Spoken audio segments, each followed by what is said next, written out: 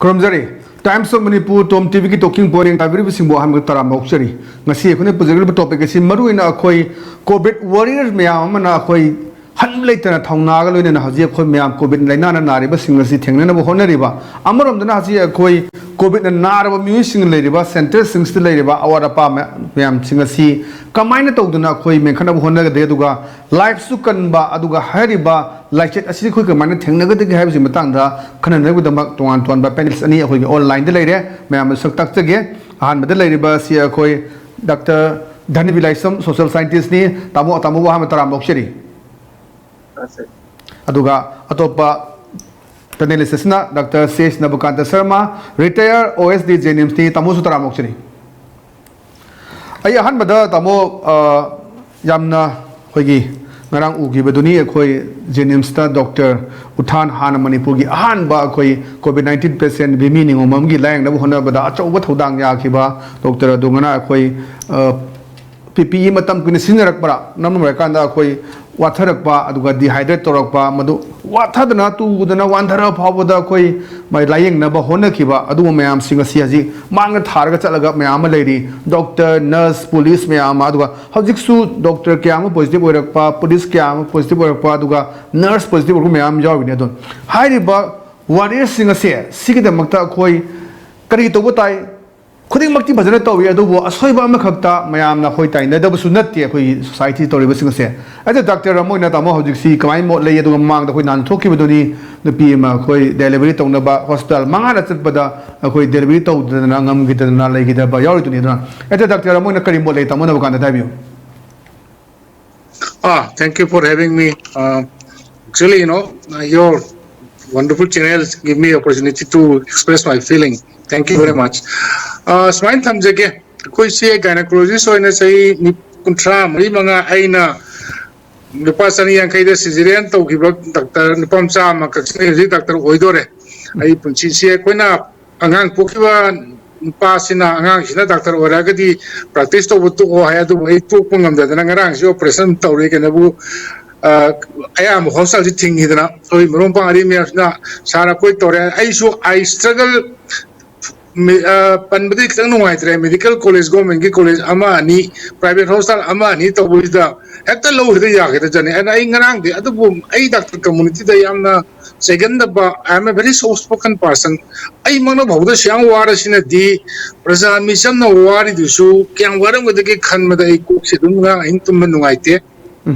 atopa ngas nuwalaga mu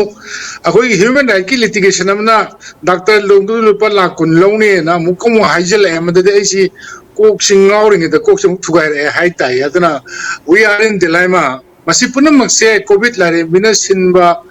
dilak karun maya ngakni masi de koi hinga hona taba akoi human right khana ba yade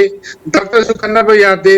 Misam Prajaso, Kuisina, we pay Chang Artane, we can never yade. Aduna, Hosi say we are very in a very difficult situation. Second World War Gi the Tukpa, Japan Lanjen Baina, Bomb Takaba, Kugi Porompat Kida, Kugi Kabi Paraga Segaparamun, the Kai, the Sidle, but the mind of the night, Hosi Manak Reda, that Utadana, said to Ridusu, Nasagi. Japan bomb thado dana sigi ba mo dana khabai duga sorry khabai duga uti duga torga tulai ba dugum bane sikta dana we are in a very severe situation and masai da koi amaga khanaba amaga senari mota we should try to think over we have to pinpoint where the focus what is our solution how best we can fight our corona high dana agi opening I can use that fine thumbs again, sir. Thank you. Okay, I'm bagi pada point thambi ai damodan bilak sige tamo maroi nangara koi viral oi ki baduni koi Jenims ki doctor han ba koi covid patient lang ki ba doctor uthan koi wan tharak tana to budu koi patient party me anama koi chokri da thul chair da phama laganda yamna masa makta wan thadana waro faw da koi covid 19 ki patient sing aju yeng da ba ya de na mana pak thadana yeng gi badu koi myam unar ba phumni tamo sem daji huji warrior ina thengner brave warrior thengner ba doctor sing thengner ba problem aduga moi honari ba se tamo ki as a social scientist mo kamani mi tamo mi an thambi ji tasembadi akhoi ye all the government employee ko mayam se doida ba post सिंगा regular थबक तौरिबा लोइनबा we are paid for the service of people हैबने अखोइना ngasi तोलब चाजरिबा ओजादगिना अमदगी लोइनमक्से we are paid for the service of people हैबा न्याम दमकता कोई तोलब चारिनी न्याम दमकता ए सर्विस रेंडर तौरगा कथोगा लेगा हैबसिने बखगी तसेंगना थबक तौ मी मागी खनम थबक वाखियोमस अदुगी मनुंदा अमुका हेना डॉक्टर्स ने मागी सैक्रिफाइसिंग स्पिरिट याम वांगदबस डॉक्टर दा येंगनबा लेते अमदबा लेते मादी पेशेंट दो मागी पेशेंट दो येंगनबो जो येंगदे अपोंदे मादी पेशेंट ने येंगनबा ने लोद ही इज माय पेशेंट ने अदुमाइना डॉक्टर के प्रोफेशन सिदा अमुके हेना कथोपगी चांस वांगबा दुदा हंतक की सिदा कथोप डॉक्टर मयाम की डिग्री जी येंगनरको मतमदा कोविड-19 की केस सिदा अमुके हेना लांथेंगनबगी पाइदगी मरु ओरिबा नोंमैसु पाइद्रबा सुमदगी पीपीई सेटगा कोई लान थेंगरिबा लान जो अचोप लान पेंडेमिक मसिदा डॉक्टर सिंसिगी मागी मगुन डॉक्टर सिंसिगी मागी कथोपा डॉक्टर सिंसिगी मागी असेंग तौरगे न खनबा थेंगनरगे न खनबा यावना थेंगनबसिंग दो कोई डॉक्टर दा कोई नर्स दा सम हेल्थ केयर प्रोवाइडर्स इन दा कोइना उजबसिंग दुने होजे कोविड-19 के पीरियड सिदा तौरिसा सिदा डॉक्टर उठान हान समाज कोविड वारियरना यान हानबा कोई इबेमा नाबला पान बदा मागी लाइन बदी वारी में हम ताबी गए दुना डॉक्टर उठान मक्सिसु अइना यामना खंगना चानबा अमर मनतबदा अखोइना लाइन बचचबा खोटबदा माजी हम सोशल होय हाइबदी अखोइना डॉक्टर दा दरकार होइसे लाइन बा हिबदिसु दरकार होय अदुगा कम्युनिकेशन डेवलप हैंदबदिसु याम साथीन इंपोर्टेंट होय अमनेबा मसी उठान की मसाद मसी वाते अइमा नहान मतद सोइना अतोपा चैनल दा हाइसबदा अखोई इमुंगी उसी प्रॉब्लम लाइकाना मागी चिल्लबसिदैना अखोई कोई टेलीफोन दा हिदा कोई निदा तो पिजरगा फबगी सुमाइन तौलिबगा सि मंगोददी याम तुइना कोई थेंगनजे बदुना अइना खंजबदा उठान मसामक्तु इंदांग सुम ताजबदा ज्ञान दी ताय कोई बिमोना डायरेक्टर तंबीबदा अदुगा मा मसा सोक्थबगिने सोक्थबा इसे पीपी सिमक सेटपजिसु याम साथीना वाबजानि मधु लोइनरगा मथक मुकु मखा मुकु याम मुकु नम तोबा दा सोक्थरपदगी साहिबी की दुना फगे मरोइना डिहाइड्रेशन तौरगा वांथबदु पुंस दे याम सिबम पावे आइदी थेंगरिबा लांजिगे असेंबा लांमिसना खोइनिको गाइन खलुबदे याम सिबम पोएबा अदुबो हौजिसिदा खोइना अखोइनि मणिपुर कॉन्टेक्स्ट सिदा सुनुजुदा पब्लिक का हाइबा सागे लाइन फोर लाइन दा work to the forefront fight तोरिबा हेल्थ केयर प्रोवाइडर्स इन दा कोई कोऑपरेशन जी अतै लमदा पिनबा दुमाइना पुबगी ममिदी तादबदी लेरी अदुबो नान जेनिम्स मक्तदगी इवन कोविड पेशेंट दुना पुदना खोतना तोरिबा दगी मार जो खर कंखलगा अमुकजु येंगबा ऑनथोपा कोऑपरेशन एंड कोऑर्डिनेशन की यामदा मोंग ताबम उजबजी सिगुंबा वाक्तगी डॉक्टर गा पेशेंट गा अदुगा कोई मियाम गा निगी मरीजी लेरगदी कदोबगी कोई कोविड पेंडेमिक से कोई थेनबगा मोइदोनो गा हाइबो वखनजु खंजयबा अदुगा अमरोदा मसे लैथोक लाइसिन तौदना सुटी लौदना दगी येंगोइदगी होनबा मयाम यावबकसु पाउ मयाम जो तादबदि नतेको अदुगुमा मयाम सिंगजु सिगुमसी येंबिरगदी आइगी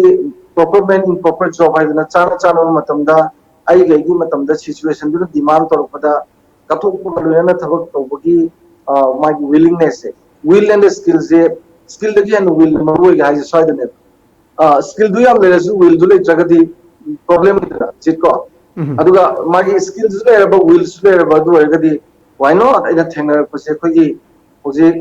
यामना क्रिटिकल होबा मतमने there is the critical days of us को अदुना इन खंजबदा मसिगी चिरबा तांजा सिदा सुमाइना कथोप म यावना थबक तौबसे मसिंग याम डॉक्टर दरकार होय मसिंग याम नर्स दरकार होय अदु मोगी दमकता सोपन नंदनबा अवाना नंदनबा कोई प्रजानसु लाइफ प्रोमजरी नान यूके की डॉक्टर पेगी डॉक्टर नाबी की बतो इन एवरी वीक प्रजाजिंग थोंगाल थोगा डॉक्टर जिंग दे इकाई खुन कोइना खुबा खुइ हाय तो अदुमाइना कोइनासु रेस्पेक्ट तौबसु संगे दुगा मोगी दमकता कोइना टेक तकाइदना यामना फजना लायंगबा ताजेतनबा सुइना मियामना जिन नी संगे दुगा एनी लेकाइदा लेबा अमा मलेबदसु कोऑपरेशन की संगे मसिदा अखोइगा पब्लिक का डॉक्टर का हेल्थ केयर प्रोवाइडर अतई सिंगा मरक्सदा कोऑपरेशन कोऑर्डिनेशन चाउना लेरगा कथोपजिना यांगन सरुवरगा थेंगनबदा आई ngamni haba thajajaba budget ai माइकेल थमजन yam so hom dambi tamo Dr. Nabakanta lasige tamo maroin hawji hawji Dr. ne thengneriba problem si kamaina kari oibe na khalli khoi sum ta jab tuan tuan ba hospital singda week ama khoi layengani leptana moi aduga week ama lore matungda mo khoi test tor ni ke ma negative leitraga di khoi amuk makha cha na chathaba adu amarom dana haji leising si front line the thabak tori maroina doctor nurse health workers sing si khoi people sing na khoi any jaga da ni haji thoi ba lai ba khoi lai ba telephone call me am si khoi gi serana na ubi ba mi sing si ke haidare stigma discrimination si to ba o nang di health department that lay ba nang di haji positive oidribo haibna chingba aduga madi jenims ta leibani nurse bu ne madi changhalugum si haibna chingba aduga ki hangone tukachaba mayam kisine bagi mong complaint si mayam lak ba haidar dam maside da as a doctor moina doctor na honari ba aduga society ki phangi ba discrimination stigma si kamani yengbi doctor na bagandam thambi Thank you very much. It's a wonderful question. Can only the Masi I so Kitang Wari si history the Hoserake.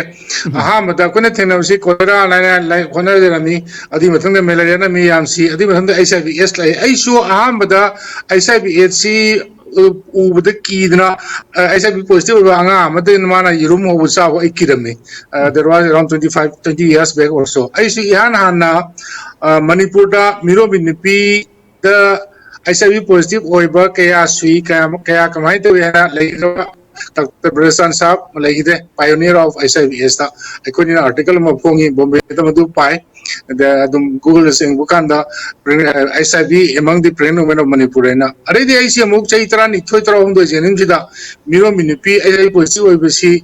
tau kansida paiu ya tadana ontona awaba film de lai nipi si hadraga la lakini mina bo kanan lete ko gi tamo mutila duna ma nungdang pung tara ma li sei am phala iman amre kanano kaidono tau duna man mai to de but now covid si ki de su ya daba duga koi protocol am su lai say for example nang na magadi yenguno ai kanam ta ji ngarang sei si nipi si mana yamna keno to pioneer or expert but yamna heavy practitioner pictale ba amda yenge ma telebo muthakre magi loinamuk thingengra di ai magi mayam mabung si yam to ina wana stamo find to dai tamo to bio na pung to ki struggle to kha wang si telephone si to medical college kari karasi to kanam to lo ba ya mari tawre test tawre negative ti ore adu or bhaguda nipimsa man si soi to ri yaro hejle to si boba som de angang gudi kilo mari ni pokhai de angang ka pokhai ka de adu sina private am sina test tawro no to nge to you take any amount of money but I would like to deliver this baby I told na ungarang sum kan sai ngai sum kan my point is that it was fear of COVID second no protocol am le se rimsa hairule koi si protocol se ni lo no hare are ye adu ki protocol ki marakta protocol si ka koi patient na pami ki karba gap am le ri ko na go ba rule moina semi protocol si ka ai koi day to day na pami ba koi na pamjale chau karba gap am le hukum ma thoga koi honorable CM na adu to gro bul mang na hai ba duga chief secretary na hukum thok duga ground level da sabuk shugu de banga kenebu moju sai doctor wa procedure pass out jere mapunsi ki beginning dori ai magic ai covid to positive horaga cbd sing ko bunina nadu gumki marak ki lalak is the there's a I would like to submit like there's a space there's a gap akoi administration pi ba pami thabu ai koi da singina logi ningi bagi marak ta chawgra ba gap in the last 10-12 days that we lost a young, beautiful, charming whom I feel crying in my heart of my heart. Hyderabad bi om zigi thawai shina मथंग थोक्तनबा होनसी Hari मरक्सीद नीजक effect human right doctor मोगी तुलबी लुपा लाख कुन कगदने अमुक तौसलगदी अखोई doctor मी कौबनी जीव कौन कौन थोक private practice तौबद पैसानी वजौ नतेको अदुमाइन तौद नीजक effect हजिकी कमाय तौना सीगिबनो नितिन चादू माइबीनी येंगे हाय अदगी लाई हाय अदगी मुक अमदना मा पुंग 9 सेनापति लेमी हाय सेनापति की डॉक्टर अहुम ऑपरेशन तौबा हाइबले अखोन ट्रेनिंग तौखिबनी इमुक सामका प्रोफेसर मंगनेबो छत्ना ट्रेनिंग तौदना कोना तौये दुगा पोरे दुबो यामना लाइबक थिबना अनआर्टली आवर यामना कोई अहल मन हारमले और मखाय अमा अनि दि अंगांग पोपोला ओ लाकनदना कोई टाइमिंग अमा लेबादुना बिमरखिदा जेनिम किसु मेडिकल सुबानदेना सोय तौरगा ऑपरेशन थिएटर मिनि थिंजले हाइबो सो ताई जेने रिम्स साइना कोई मिंगसलम दे हाइबो जुताई अदुना this fazana investigate tawgadabani ai isa doctor oregso aina laramagadi I must able to say I'm sorry I ngamzaba pisa I kachage hyper tabani to me also but doctor duna nurse na karima lalamjagadi makoi tobiganu makoi mathai kwa tapaga thawai yolaga thawai du kubak ta hapaga service tawjaribni adana masigi balance check and balance tobiyoduga my submission is that Bharat सरकार मणिपुर सरकार ना पामी बसिगा अकोई doctor अखोइना तोबंग मिसके मरदा अचोब gap अमा लेरे हाइबसिगी मेसिंग की तोमती चैनल सिगी थ्रू द आई मसिम सबमिट तौजरी हाइजगे थैंक यू ओके याम फजा हम थबे ए दामो धन बिला सिगे दामो मरोइना खोई हौरक पदा खोई सी यामने इफुट मचा मनी लाक पसी खोई की ही होलगा चपदे इफुट मचा मचा पसी इफुट तुदा खोई मैम चंगना चंगथिलगा मेनबा यारमने अदुबो हौख्रे हजुती सिंजे पूरा लोकता खोई उना थुमदना खोई चाउसदा लेरे अदु चाउसुदगी खोई खबई पायरगा चामस पायरगा बातिल पायरगा कंथोकपदी खोई ngамरो अदुन हजु लेरि फिल्मदी हौजि कोविड 19 नारबा खोई पेशेंट सिंग सिगी लेब सिंगसी एसिम्प्टोमिक तिसु ओइरे खोई माइ लायोंग लेत्रे कोविड केयर सेंटर सिंगसिदा हजिक यामना पेंदेबगी अदुग ngarang nahan soi दुनी खोई जेनिम्स केदा लेब सिंग चानबजो इम्यून सिस्टम खलनमनि हायरगा पीरि बचिनजाक मैम सिंह अदुगा अदु चारगा कयामना खनगदोरेबा अदुगा सोमना कंदा हंदकता नहान दा चीफ मिनिस्टर तोरा हंदोगिबा 400 बेडेड कोई 1000 दा अपग्रेड तौनबा कोई लंबे खुनांग दे लेसे सिगिसु कोई ngasi सोशल मीडिया दा मैम थादोरकबा मैम कोई फुटेज ले थाजरके अदुना सिदसु यामना कोई लेरेबा फमुंग सिंगसु सोशल डिस्टेंसिंग तौदे हाइबा अदुगा लेरेबा कोई टॉयलेट की करीबा मैम सिंगसी मही मनाई चेथरकपा अदुगा डॉक्टर येंगबा लाक्ते हाबि सिंगबा अचोय सुमनेसना साइतना काय नो कोऑर्डिनेशन अमा गेप अमा लेबदों तौरे मसी लेदनबा कई तौबा याबा तामोगी कई मोलेन थम्यो सी मतंग सिददी राइजरे को मागी कोविड 19 ने लो रिवर हेल्थ केयर प्रोवाइडर सी तौरगे यावदा तौबा मागी मा चंगे ने अखोई में बसे कयाम वाबा ngamduno वाबगी दम kai ju limitation le haibadi yai pa lan and that is the war lan manungda मैं तक नहीं तो सिवाय जिना मशीन यामगरे यामोरा अटैक तो ना कमांड ना पी मतलब दा नो कनाम तो ना मैं ये ते मोगी माके कमांड दान तो बहुत मायने पर इस आई हेल्थ सिदा कोविड केयर सेंटर सिदा करम सैनिटेशन मो पागदगे नालन गदगे खबे गांग तो गदगे से मकी आ डॉक्टर अचौबदगी ना मथक्ता मंगोंदा कमांड तौरिबा आईडी मंगोंदा ऑर्डर पीरिबा बयनांग फायर किलेबा कंशा अदुगी मखा ताइबा सबोर्डिनेट स्टाफ इबो यावना याम दायित्व तमा लोकनी हाइदि कुटु सिनेबा 19 जेनबदा चंगिस मसी अखोइना ngasi करिदि उजिनो हारगदि अखोइगी मणिपुर पता इन each maximum department maximum organization ado loina baksida sigumagi cooperation pina daba coordination pina daba adeng hierarchy dele saman dui mota makhada leba join natraga assistant duna mutongan thokpa magi group stemba amana soyagadi amana khudong chana badung leiba ade promotion gi unkhatna ba आई सही सुई सुदे मतिक सारे सादे आल लोरे होय दे खंगदबी हानगी ले mummy गसे काम थोगे तोक्सिनबी अदन मोयगी मरक सिदा अमगा माना सोयदि फरनी अद मा सोयगा यदि तोगे अदा तोगे हाइबगी थाक्ता लेग्रेबा जिको अदुगी हान लेरंबा अखोगी होल दिस मागी स्ट्रक्चर लेबा म्युनिसिपल मयामदु लोइना कायदना हान लेबदु कोविड कुमबा थेंगबदु अदुगी ममिदु चपचाना ताबने अदुगा अतोप लमसिंगन प्रॉब्लम लेट्रिसिना हान माई मागी दुमाइना एडमिनिस्ट्रेट माई ऑर्गेनाइजेशन सिंगसिगी अखोगी होल द प्रिंसिपल जे फजना नॉर्म सिंगा कोऑपरेशन कोऑर्डिनेशन पे लाखनिना अदुगुम पोर्ट अमा अरुब मफम द तोलक थम तोद चानबा पोर्ट तु ओइबनेबा अखोगी मेचिन फबजिंग जे एनी मागा चानबा थबा मा द खोइना पुरगा नबद लो याबदो न अदुम से लाखपसिना अखोइदा उसिकी वाके आई दैबने खलेदुना अयाम मतमदा हेल्थ केयर सेंटर्स हेल्थ दा अखोई कोविड-19 केयर सेंटर ने दबा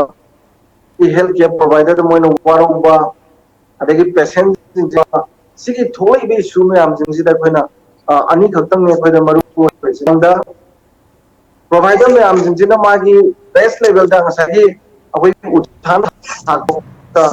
all this health care na work to ba then अखोई प्रजा जुनाइरे अदगी नाबी बा अखोई patient party जुनाइरे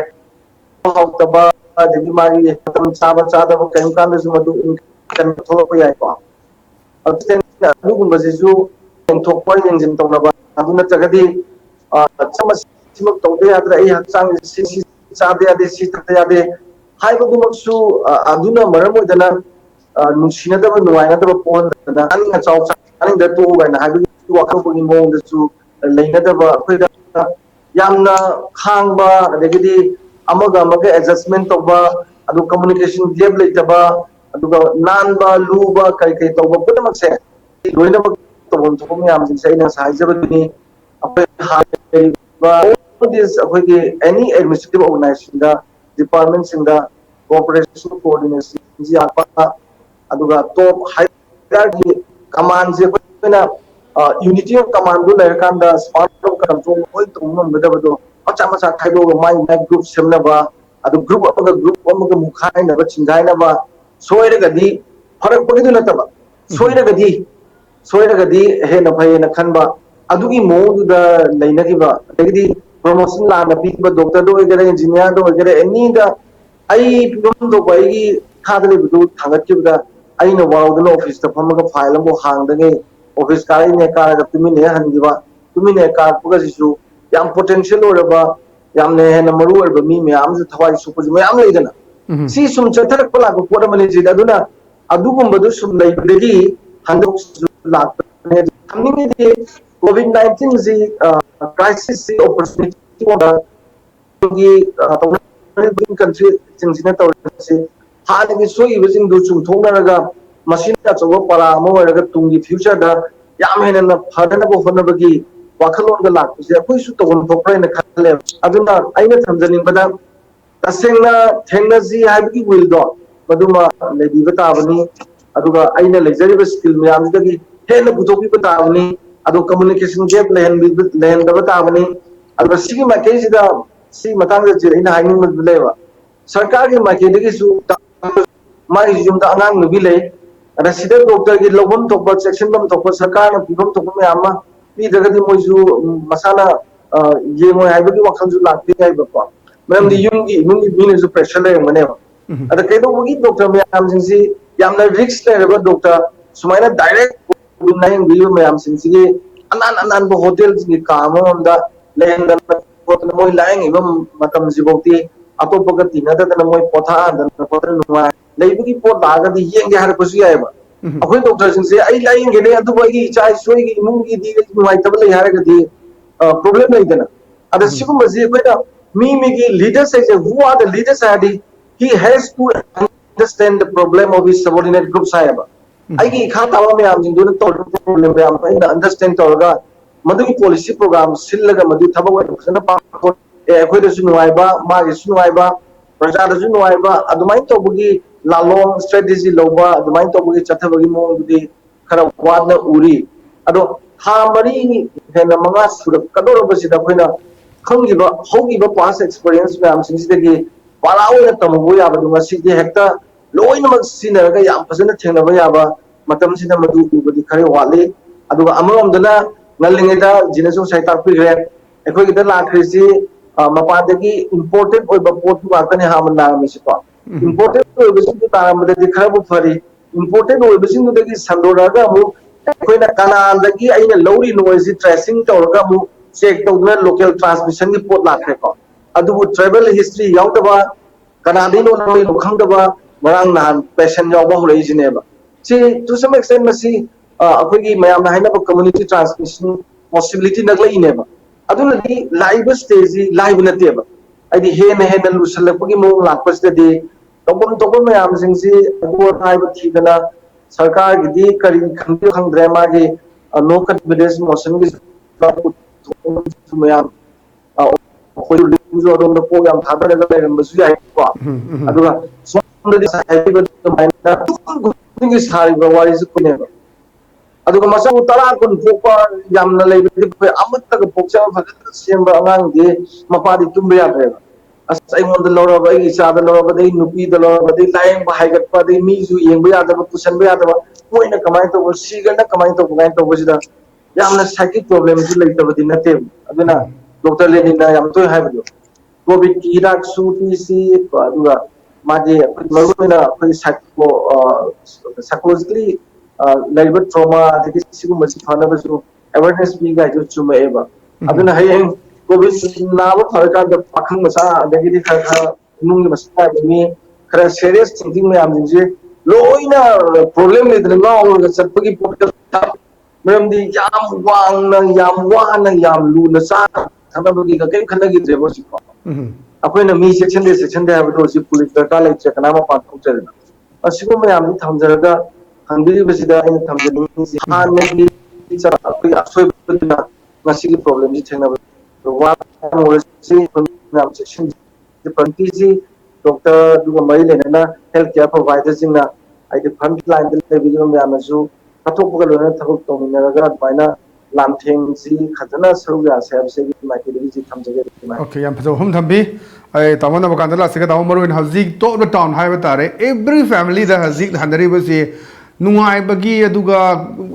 kai tare wakhal je pen thok pagi wari sam tan nong hek ngan bedagi numit ta phau je covid ai wak tani wari sanari me am sing sim baduna ngasai do ngasai doctor so haibi ba du me am se doctor ta deni ne so haibi so akoi si covid le matung da psychologically akoi gi affect to bu ya bagi possibility siang wang leiba at the same time adoni hanging si hajik adi doctor mo na tamo hajik covid patient sing caring lori base masi kadai phawda satisfy ore aru satisfy masi hari basi satisfactory oibra oidabra tamo doctor ki moda kai molenga thamyo hajik covid ki patient sing koina roinde bi be caring dori base si satisfy oibra kadai da hol lei masi semdok podaka oibra kai molenga thamyo Anyway, before that, we Dhanvi Sahata, Dhanvi I relate with him. Magi Dhanvi Sahati might be do, we Dr. Namram Sir, no person Togi, him stuck in howling it up. I show up from Joey, Maduma, that is number one. Number two, Dhanvi Sahab sing around Kogi Kwan Sadhana, Pima, Kanasari, Maduki Pidu, Ocean Torga, Yaragati Kobiki warriors in the Sapiens, a living of the contribute to Kanzeri. So this is like the part of life. But thank you very much. but please don't forget, ngasi baugi tarikta anaba masaya am pariba chai kuntra mangani full surwa nipa manupi mo covid na sidri sigriba singsi masana hana na muribon siragadaba sigadaba gisu ngairabana ayambani haidna thamjage aduna yam ki badarkar leite aisu ngarang si ai operation jani tawi ani chapasi ai nipina inda halaga kisudo hali thongan dagi mayo podona tawraga loktawi ai gi sanipa atombasi huji mak ki madagi data entry ki moi ki covid center sida thabak tawri mai kadigi virus pairi sina ai iyambagi masanipa na virus pairi and ai imonu bi su nurse ni and of course we are non pass sarugi doctor ni professor ni adana our family is more or less directly or indirectly with the covid ado ai so ni nga sa jab do sai trying to tara hum doi ai sai bi esta ai ona thona la abne na ai so youtube na thenba ku ta थिंदना आई गुली चाय कुछ prophylactic तो चाय यामना Y हक्सांगी वनिंग सनिंग तोई यामना नुंगाई तो I know हाइदोक्ते but ईश्वर कृपा तौदना इंगोन मदु positive ओइगिदे Irvine तौदना कोई issue doctor मयाम Amna थबक Shuri but high लई अखोगी कोविड हाइब लाइना यामना चावग्रबा अखोइना हाना लेजरमीसिना चाक अमगा हवाई अमगा चाक अमगा सौगरी अमा थोंगगा चाजरम अखोइसी नुंगतिगी उसोतो ओजा बिरेन कोगी ऑनरेबल चीफ मिनिस्टर सिदा नुंगतिगी routine वाकुदैदा ngasi phamung chawnga semu mi liseng amagi chak piu haibasi mana loina soi to yade mana mu secretary haidini secretary haidini director da mo koi system mo lise ajari ko masigi system si sem na bu hona bada asa ina haijabdo sak amaga hawai amagi di hana lijare hojin nunti gi kriton do nunti usop to haiba same thing rims so ngarang han ana ba manga tara jingjeram bu sik changwa lakani johum lakani adu mathakta phiron sembru namai kumu e test to adagi natragati nang su positive de ngasi ma hostel ani hum thingi bisanpur district ta loi positive ore na the positive ore ai positive ore ka so na ngoi to risbu ko adana it is a very complicated it's not a very simple koi aisa bhi eso ai am bhayi ma it transmit only by sexual blood transfusion with the covid city ekta group da positive obi aba look kidan kuzul positive obi aba na masigi is a new policy adana masi that be cyber social worker ni I really admire we meet many a times somewhere somehow but covid city अखोई मसेन खनबा चाइनबा नतबा अखोई मसेन खगी नंग अदु फते अखोई ताबिरेन फई फते अदगी director Fai फते नत्रगा RIMS की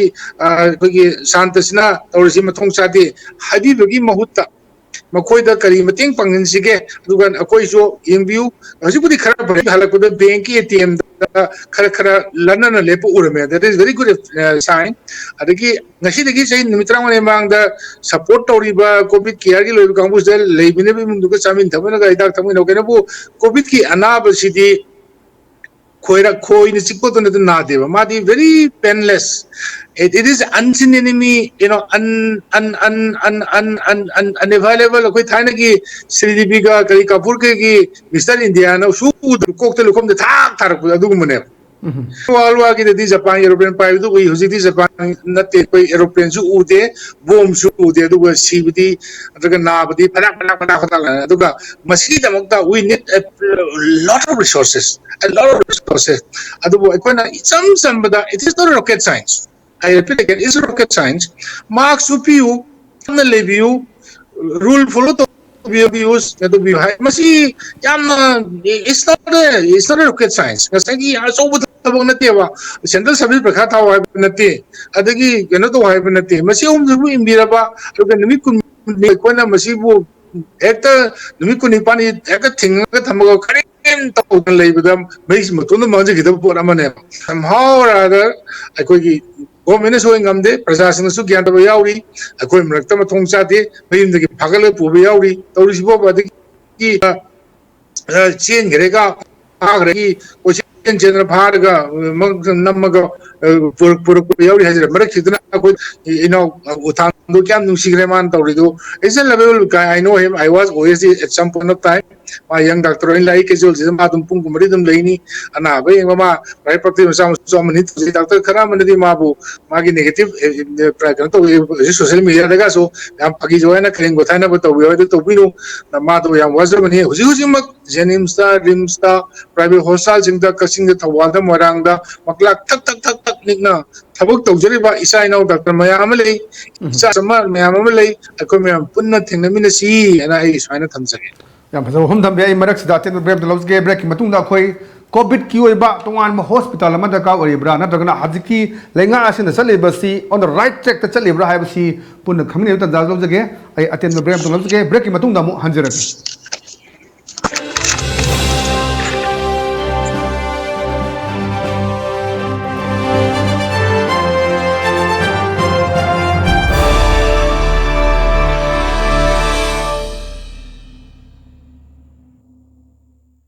खंगहंजबा मालेम सिनबा थुंगना संदोरकलिबा कोविड-19 लाइचटना मरम ओइरगा अना लाइंग संगदा खुदोंग चादबा मयाम अमा मायोकनरिबसे खरदंग ओइरबसु कोकनबगिदमक Lamjingba hospital and medical research institute private limited ना चयोल खुदिंगी युमसा कैसा नुमित्ता अपॉइंटमेंट लौरबा पेशेंट की ओइना general surgery obstetrics and gynaecology अमदी साइकेट्री की ओपीडी येंबगी खुदोंग चाबा लेजरगनी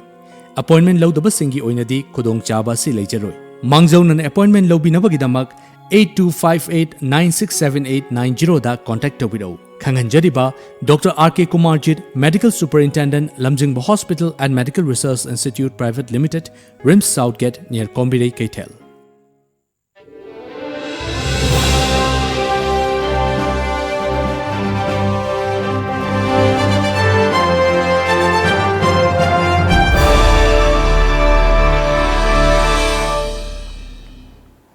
ब्रेक की मतुंगदा मैं मुतराम उचरी आई तामो धने बिला चगे तामो मरोइना हजी रिम्स अमसुंग जेनिम्स लेरिबा कोविड पेशेंट सिंग असि लाइंग बा मखाता लौसन मंगमक्तबगी अचौबा की बम लाकबा अमरमदा हजी कोई लंबोय खोंगनान खोंगदा लेरिबा कोविड केयर सेंटर सिगिसु नि मसिंग सि लिसिंग अमा थंबा याबगी अपग्रेड तौनी हाइब लेरगसु हौजिक सि हेंगलेबा अनाब से नोंगमदा चामगा निफु द तरे यांखै याखलकबा मयाम yakpa नोंग स्पाइक रेट सि वाम नो हांगकपा अदुना अखोय हजी एन स्पेशल नीड अखोगी कोविड केयर की दमकता अनौबा हॉस्पिटल में दरकार ओइब्रा ममांग दखोय लेंगा आसना साने न तोरमबने दुबु चेय नब लाकपा लमगी चे नब लाकपा हाना खोय रिटर्निंग मैम से लाक्टिंगदा खोय कोविड हॉस्पिटल सानबगी प्लान तोरमबने दुबु खोय मणिपुर से दम चेय नब से दम थोक तमनते लेंगा कैरुबा फुबा पैखलगे हायरगसु खोय भाब तानदबा ngasa hai duni doctor masa muksu ahmada HIV tawganda ki na tamon ba kanda hai mai tawna koi ji lak sano hospital da adagi pot sei haido ba mai thara ba su yaro ena khun manak ta leiba khunja sing thin ma myam su yor ni duna hojik si adjop hajiki moment ji da koi covid hospital ama special covid hospital ama dakar oibra oidabar se tamogi mo leke le thabi tasmari ji asin magi de general hospital gumba rims gumba su covid si line moi dobne masi badagi ni ngasi koina non covid patient me aba lives ado mai ki de akoi matam nam phangli na khale adi ni tha manga si manung da an bada su patient ji ko yam lerem de habitai koi maina missing da makani habi su ko thajaru de ko puri ba ahoy su amo ga di yam ba budi nate abdi kano dai Nigeria se akoi se confirm case le sing chani zom le si ata singna research to ga khai do ga di singama samapan maya da khai do ga di akoi le ji yam nate du da mo security personnel in the nearly 700 mayam khai do ga di prajaram di 800 maya khaten le publicity ko resida akoi na hospital lama hana sahu basi koi yengaga khana de to matam yam matam chama to mane maduda ai saram mati phane khaleba mapam mama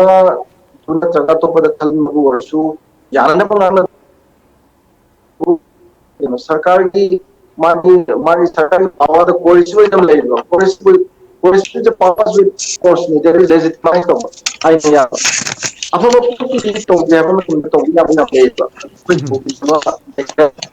ada very short time meeting dari hospital side why si apa yang saya nasi mana sahu mau dikhani juga oke aku cuma di dalam gitu ada kini kali kita mau Kerala ada India ada COVID-19 laku hari ini pandemi wave apa ini baru benar sabar pun nahu orang kata ahing dalam kita tu kita terjun thamu kali no Kerala government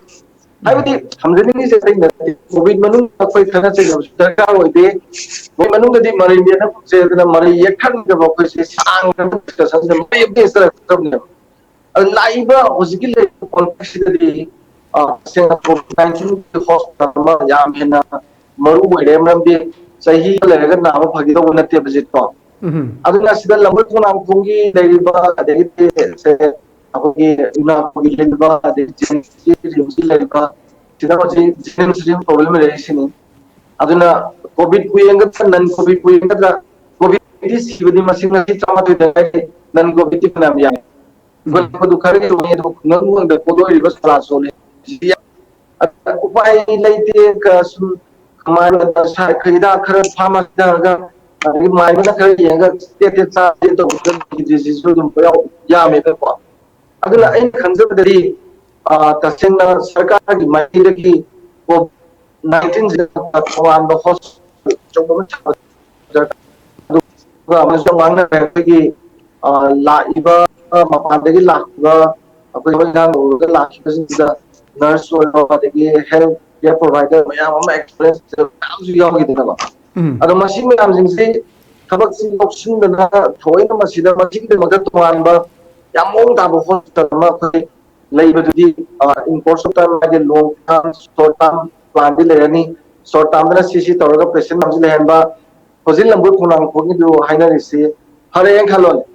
IG negative पे खलो नारंबति को अदो लेइबदि नकना लेइब खप तौरगु मयामसिंगि positive ओइबसिंगि yum लागा दुम negative तो दुम positive ओइबजु याइदना दुम सी ओइथोननाय ओइब पोट ताकनेबा अदुना सिदा तौगदब खोटकदब मयाम ले दो उठांग मोइदबदि खोय सरकार के मार्केट सबम जुतके मागे खोयना अखोइसु खंगे आइना पीबा फीदुना पिसपियागा आइना पोरा चोमे त कक्प याब नतेबा अदुदा तोबम मयाम अमा खोयना प्रिपरेशन जी याम नंगरे खोयदा मतम याम लेग्रे हातागा मतम याम लेग्रे अखोइ लाइब खोय अमोम दायगदि था मरी मतुंगदगा स्माइना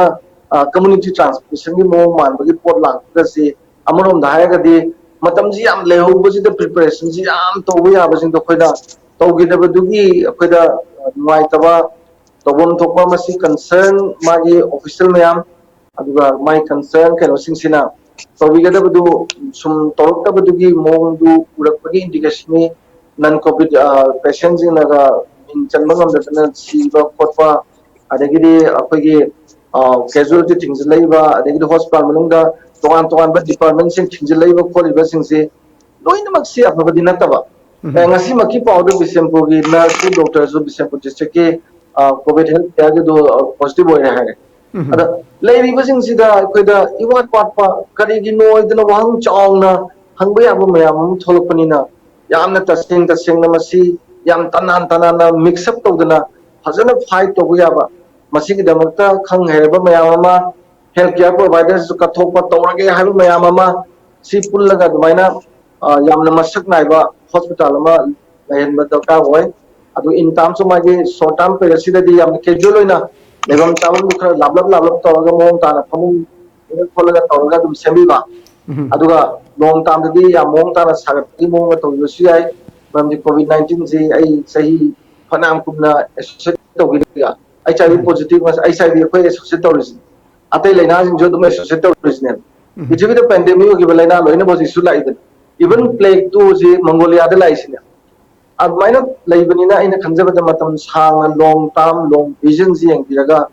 anova hospital amadi sawthai adu short term gi ne madu da casual na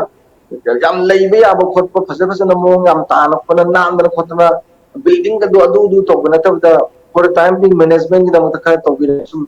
phagalna bo hona bagi mathau ta bagi madi ai khamjage duga tasengna अखोइना जनरल हॉस्पिटल मयाम येंगनरी बसिंगसिदा असेंगबदी येंगोइदबनेबा नोंमा सोइदना मसी येंगबदा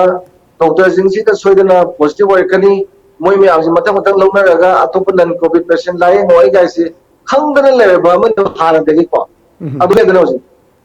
अथवे कना खंगनी सुम हे दोरकना हॉस्पिटल मयामसे अनाबुद लोर तबसु याबगी पोटो लाकसु यागना स्कीदना चिंगदना पुंगा मनतबा खोइना तोरकदम पुर मयामसि ngana uraga madugi lalong yalorga thengnabadune bakoina afaba policy ais aduna hambiri wahang nuga mari lena na ina khunjaningada tasengna hojik se adumaina hospital ama yamna mong tana sabagi mathau tabadu lei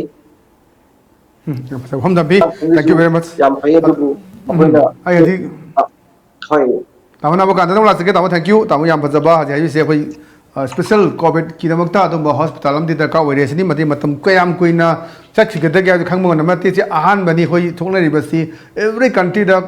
prithvi ki chaw le bak da America da le beji su ma ji thingmangam da na hoi mi kya ma sirsini ai tamana ba kan da same question sila sake tamu maru ina ji khoi manipur da su covid ki ba special hospital ma da ka oibra oidabra as a doctor mo kai khan bi tham thank you yam nungai basi nanabi sahab ka koi wari sahab sam nungai अखोई politician की वारी साथ किन्ने सिंगना बदो याव तो बसिया no very simple and very educative, very informative and very constructive criticism and all. Thank you. Ado kanonda. Ay swain tham se COVID hospital si ki matang si it is at the end of the day politics tum changai. What line na ba yona na ba shem na ba contract pin na ba dum because I was in the service for the last 40 years. Mantri mayama samin thangna basiyawi. Mantri mayama unabad kin thina basiyawi. Tamil long de samari transfer to ai sudum koi dhanbi sawadana mari garum yesaba asum bor gadi thoya jaba yad gadi hala salona bagi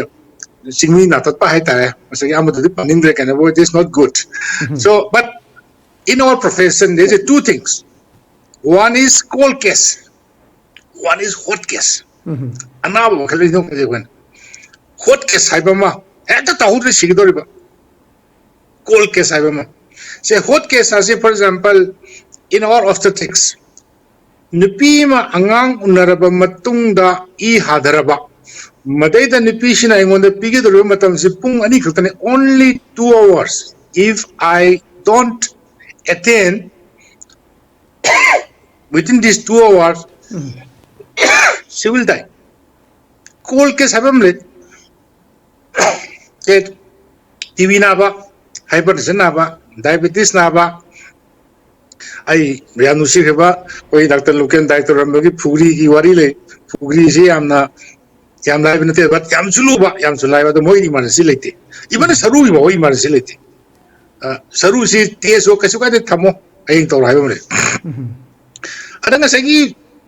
is I happen to be in obstetrics paternity.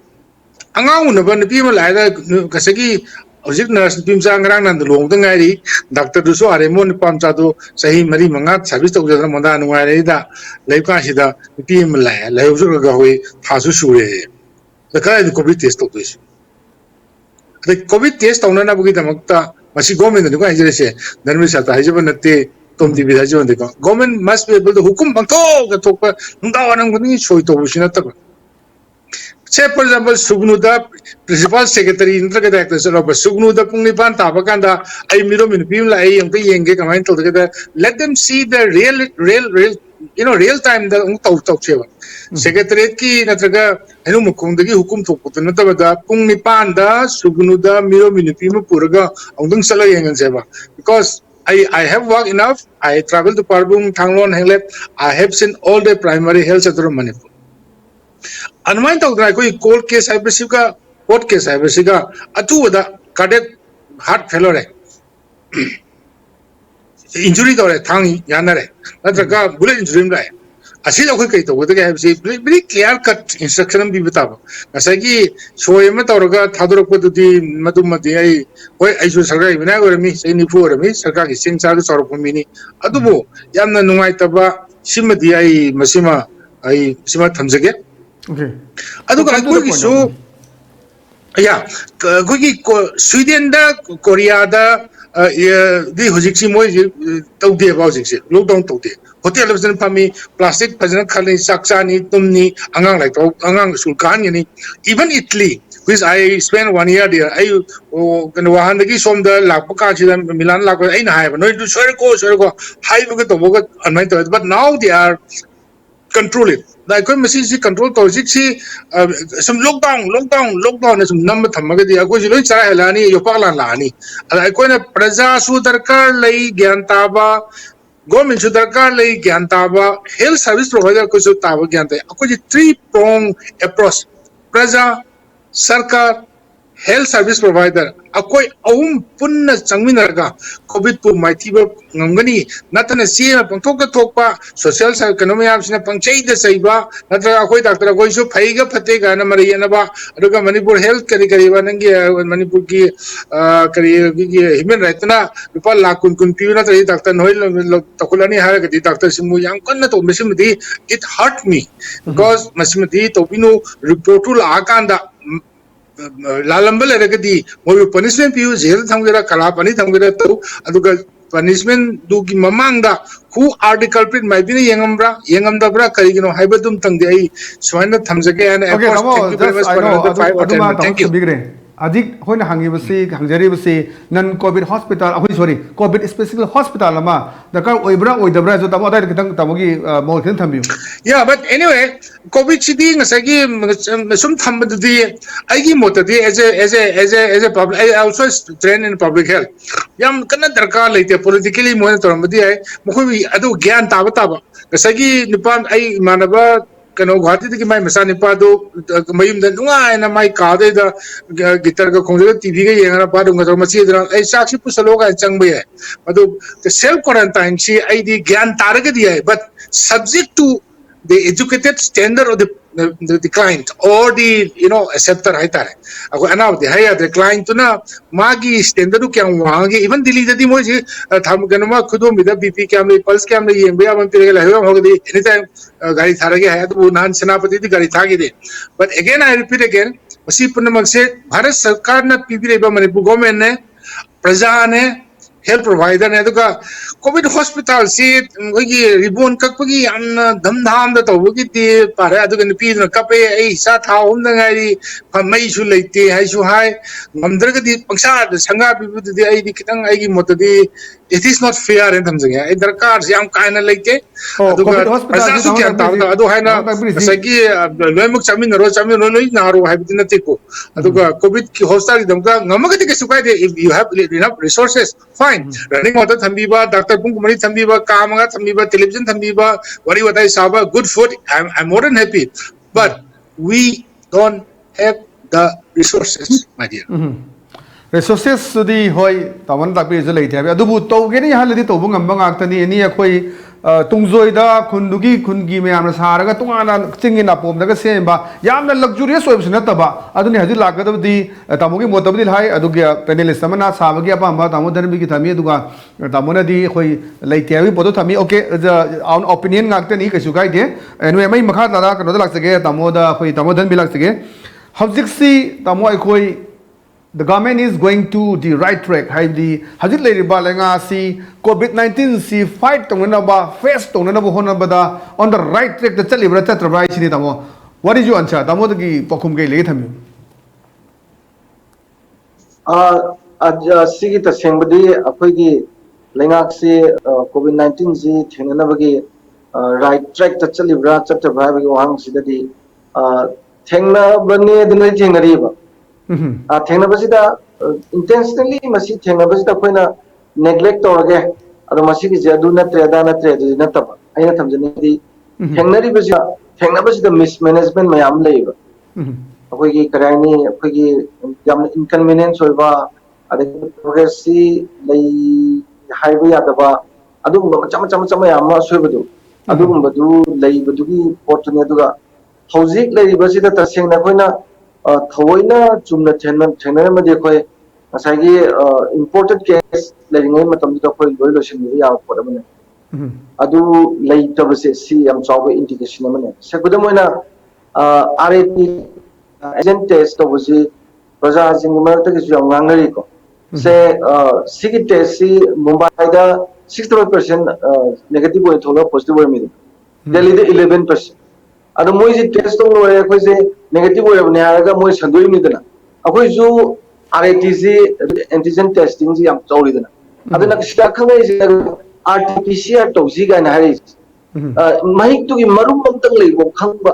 अदुदा Masih negative ओइ गा हाइगदि यामना पुनिंग Chamba अदुगुमगी मोंगी test तौजी गाना मियामना हाइगैसि ताबा दरकार जु ओइदना अदेगदि अमना अमु येंगसेबा अखोगी police तगी जो संदोंबा मयाम याव नोजि security forcing मपई संदोंना रेसि सी सरकार की policy दा मोई ए नोइदि मी मयाम जि थंगदर तानादर फोनदर तोबल तो मयाम तोरदोंनी गाइन तो गुइलानी गाइन ते पुलप तोंगना चली बखोलिबा खा सेमदों बेदना सी मतांग जदि सी गाड़ी सी माइन तो बमी डिस्टेंसिंग नोइज दुम तो तंबंग पोते जिप्सी वदा मोई तरुक तरे तोंजले को के इन नोमेन टाइम माइना why not ahum da tongju adana gari ahum pari tharju adana adi tawba yaba yam leiriba tawba yaba yam leiba jing do khoina ujata badugi nuai tabagi wani chumi thengna badadi sarkar khatasu nate ai koi miyam da su lei ada aina thamjani gi police oire adagi na tragana health care provider oire asa hebi bido self quarantine tawbasi health care khaba akhoi gi problem nate ba sa habi ba dumaina ai gi chan pasu hoji hoji babina ma si akhoi gi hoji hoji covid 19 test tawbasi da thabak yawi ne ba thabak tawi ne do kuire ba mana magi sangoi da magi mai moi gi ora pukam tengkor iru janaba pot adigi ba toan ba mukha mum papa pura akhoi gi toan gram ne kem tong tre ba yum da lebi ma mask kana amta leite ado nan babina gi pulap test tabu da mazu ningi di asi risk lei na khalaga di kai do gi akhoi da risk lei ba mi ma koi jadra pot lei pot lei du adagi police wo de yum da halaga ai smaina ma am tawram ne na mazu self quarantine to wi ai ba to wi ba am lei gre adagi di se social gi ritual function ma am je ke do gi se adu mi leptana masani hai bu ani lama chatkiba permission da kuntra ya kai bi bo ani sora to ta sengna dum chani som to wi mo do chatari mi ju dum sibang chali de gi dum afoi de ju dum lei pa ana smaina aina ni wa to ma sai hai do masida de na me am jinjina ko gi na jing je ya matam da criticize to de loi lei ne yum da moi lei kan da thongkal maya da ta tholok kana pocha yom da pibo so ma to ju what look now to sanitize of the new health protocol me am the health advisory pi me am do hal man di khang mo ke na jin sin ma me am do to lei dana to go ne ba aduna si me am jin si yang jaga ani makta nakal ani makta public ki site ju adu government site ju ani maki soyo paduna ni na khoi na si no mo sum wa thok chau thore je soyo ga di britain ki doctor ge hoji ke bisojina haibam leba 21 days khatang praja jingna physical distancing thambiu aduga mask upiu aduga yamoino khutsa hamdokna khotana joton thobiraga di within a very short time 21 days manunga not a single covid patient manipur da leiroi gai si akhoi masi oiroi ga haninga lete mam di malem gilam aya mo jiloina 100 benefit se akhoi no hojikta matha sai ne ada si me am jingji yengjaraga si ba yaw di ka umthurami ko hojidi mu siba mu yoksale siba sida mu an magi laina le khotpa le di pai naha jo mu yoksale ko aro hai bajing ji mai masagi hana gi laina le bagi wari du bagi mayam loi tane adubu miyam badi sum wakhan je dumaina nuai taba ko di sum le aduna tawriba jidaina thamjari je hekta hai binate ba thuiba tha manga pharin city sida lai sida uthoiba pot tawthoiba pot mayam ni sum analysis to badi tasengna yam clearly indicates to public site ki ju government site ki ju government ki ju asoiba yam leibadongna urapa public ki ju madu indabagi mo man ba pot ama lakhi se masi amutang chungjannaga yam hena phana chatbagi mathau ta bu di ai gi magi gi maina ai thamjari Okay, madam sule sir, time is running out. Tamo na bakanta lagsage maru ina khoi haji government ki same question lagsage are they going is the government is going on the right track sini khoi tamo ganogi da dhane bigi da khara ado mix up khara leiba ado lei praja ge soiba lenga ke soiba do haji se tamo as a medical gi da leiba mi amo ina tamo kai haini kai toning ba hai lei film sida sumaina tawra ga di khoi criticize dang do na taba sumaina tawra ga di si phagni hai ba tamo gi ten tak ko moram thambiu tamo na bukana tabibra. Okay, sorry,